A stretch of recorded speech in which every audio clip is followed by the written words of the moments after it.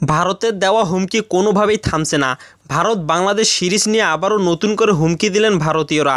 এতদিন যত দুশ্চিন্তা থাকতো পাকিস্তান সফর নিয়ে, সেই পাকিস্তানে বাংলাদেশ নির্বিঘ্নে খেলে আসলেও ভারত সফরের আগে একের পর এক হুমকি টাইগারদের ঘিরে।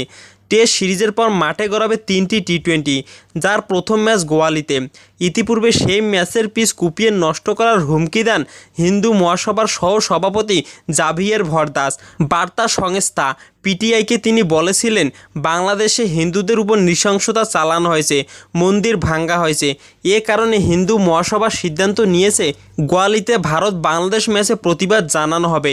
এছাড়াও কানপুরের গ্রিন পার্ক স্টেডিয়ামে বাংলাদেশ খেলবে ভারতের বিপক্ষে দ্বিতীয় ও শেষ টেস্ট। আর সেই টেস্টে ঝামেলা করার হুমকি দিয়েছে অখিল ভারত হিন্দু মহাসভা নামের ভারতের একটি ধর্মীয় সংগঠন। সংগঠনটির দাবি, শেখ হাসিনা সরকার পতনের পর বাংলাদেশে হিন্দু ধর্মাবলম্বীদের ওপর নৃশংসতা চালানো হয়েছে।